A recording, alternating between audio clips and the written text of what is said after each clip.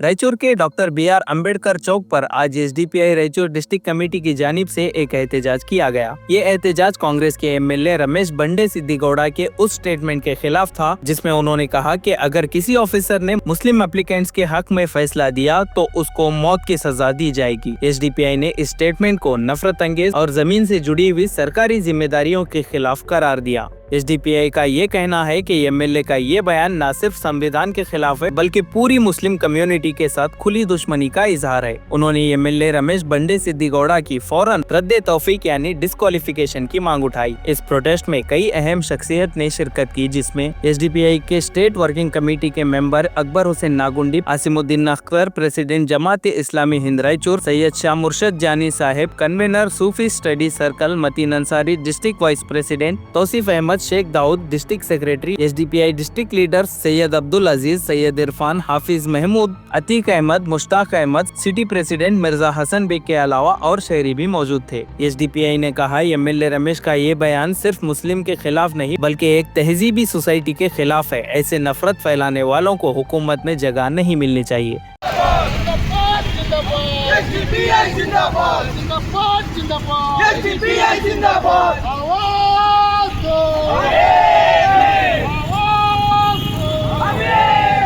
ಬಂಡಿ ಕೊಡದಿಗೆ ಧಿಕ್ಕಾರ, ಮುಸ್ಲಿಂ ವಿರೋಧಿ ಕಾಂಗ್ರೆಸ್ ಶಾಸಕರಿಗೆ ಧಿಕ್ಕಾರ, ಕಾಂಗ್ರೆಸ್ ಶಾಸಕರ ಮುಸ್ಲಿಂ ದ್ವೇಷಕ್ಕೆ ಧಿಕ್ಕಾರ, ಕಾಂಗ್ರೆಸ್ ಶಾಸಕರ ಸಂಘಿ ಮನಸ್ಥಿತಿಗೆ ಧಿಕ್ಕಾರ. ಬಂಡಿ ಸಿದ್ದೇಗೌಡರು ಹೇಳಿರುವಂತ ಹೇಳಿಕೆಗೆ ಖಂಡನೆ ನಾವು social democratic party of India Raichur ಘಟಕ ವತಿಯಿಂದ ನಾವು ಖಂಡಿಸ್ತೀವಿ. ಯಾಕಂತಂದ್ರೆ ಅವರು ಫ್ಯಾಸಿಸಂ ಪಾಲಿಟಿಕ್ಸ್ ಏನ್ ಮಾಡ್ತಾ ಇದ್ದಾರೆ, ಕೇವಲ ಒಂದೇ ಸಮಾಜಕ್ಕೆ ಟಾರ್ಗೆಟ್ ಮಾಡಿ ಮುಸಲ್ಮಾನರ ವಿರೋಧಿ ಎಂಬುದು ಒಬ್ಬ ಅಧಿಕಾರಿಗಳಿಗೆ ವಾರ್ನ್ ಮಾಡ್ತಾರೆ ಅಂದಾಗ ಅವರು ಎಷ್ಟು ಪರಿಸ್ಥಿತಿ ಏನೆಂಬುದು ಗೊತ್ತಾಗಿರಬೇಕು ಜನರಿಗೆ. ಮಾನ್ಯ ರಾಜ್ಯದ ಮುಖ್ಯಮಂತ್ರಿಗಳೇ ಸಿದ್ದರಾಮಯ್ಯ ಅವರೇ, ಅವರಿಗೆ ಶಾಸಕ ಸ್ಥಾನದಿಂದ ವಜಾಗೊಳಿಸಬೇಕು. ಅವರ ಹೇಳಿಕೆಗಾಗಿ ಎಸ್ಡಿಪಿಐ ಖಂಡಿಸುತ್ತೆ. ಮಾನ್ಯ ಸ್ಪೀಕರ್ ಸಾಹೇಬ್ರೆ, ಯುಟಿ ಖಾದರ್ ಸಾಹೇಬ್ರೆ ಕೂಡ ನಾವು ಮನವಿ ಮಾಡ್ತೀವಿ, ಅವರಿಗೆ ಶಾಸಕ ಸ್ಥಾನದಿಂದ ಮತ್ತು ತಮ್ಮ ಪಕ್ಷದ ಶಿಸ್ತು ವತಿಯಿಂದ ತಾವು ವಜಾಗೊಳಿಸಬೇಕು. ಯಾಕಂತಂದ್ರೆ ನಮ್ಮ ಮಹಾನ್ ನಾಯಕರಾದಂತಹ ಸನ್ಮಾನ್ಯ ಶ್ರೀ ರಾಹುಲ್ ಗಾಂಧೀಜಿ ಅವರು ಕಳೆದ 6 ತಿಂಗಳ ಹಿಂದೆ ಒಂದು ಮಾತು ಹೇಳಿದ್ರು, ನಮ್ಮ ಶಾಸಕರ ಕೊಳ್ಳಲ್ಲಿ ಇರುವಂತ ಬಟ್ಟೆ ನನ್ನದು, ಚೈನು ಫ್ಯಾಸಿಸಂ ಮತ್ತು ಬಿಜೆಪಿ ಅವರದು ಅಂತೇಳಿ ಹೇಳಿದ್ರು. ಅದು ಸಾಬೀತು ಆಗಿದೆ.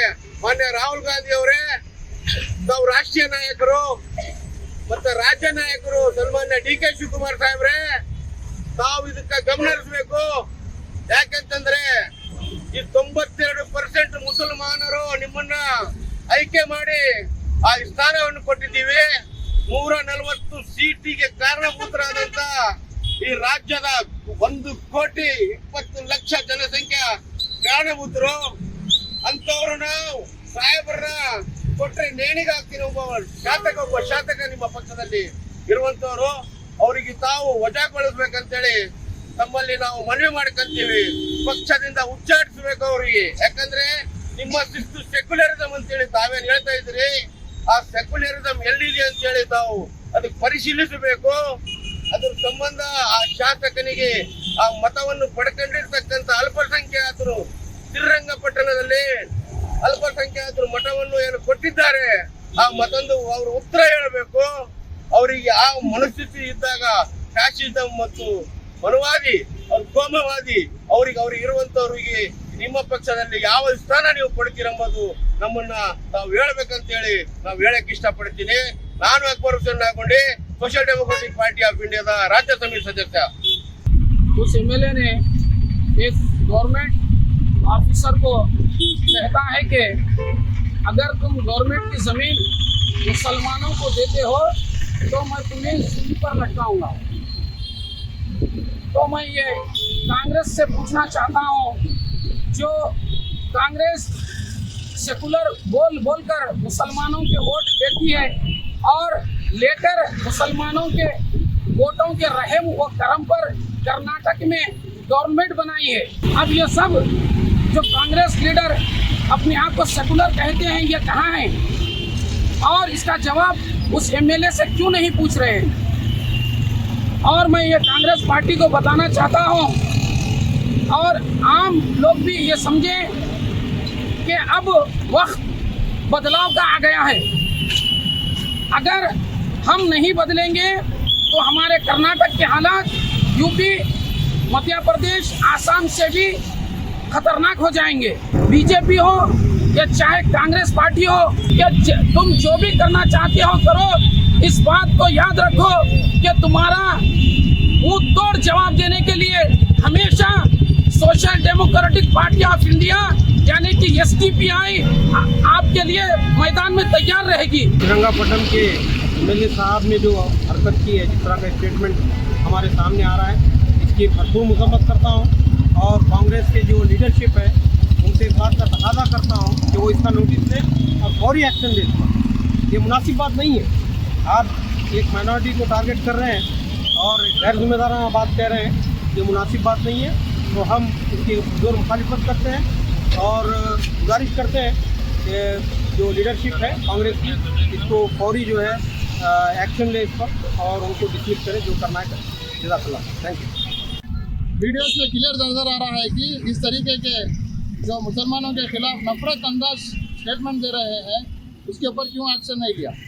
और कल जब एसडीपीआई पूरे रियासत में कर्नाटका में रोडों पे उतर कर इसके खिलाफ एहतजाज करी, तो ये है ना माफ़ी मांगता है और माफ़ी चाहता हूँ मैं से, ये गलती हो गई बोलते, और बोलता है ये मेरी ज़बान से निकल गया, ये हम अपनी भाषा में बोलता है, ये हमारा कल्चर से निकल गया। मैं पूछना चाहता हूँ, आज आप गाली दे रहे हो और कल सॉरी बोल रहे हो, इसका मतलब क्या है?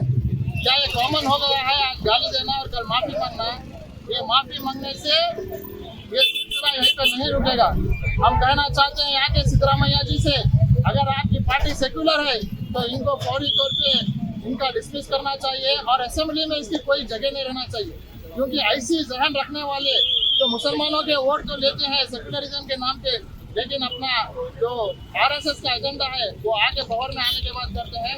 इन लोगों को सिर्फ माफ़ी मांगने से वो जो गलती किया है उसका पूरा नहीं होगा। इसके ऊपर क्रिमिनल केस बुक करके इसको जो है डिसमिस करना बोल के आज social democratic party of India Raichur में एक प्रोटेस्ट ऑर्गेनाइज करी है।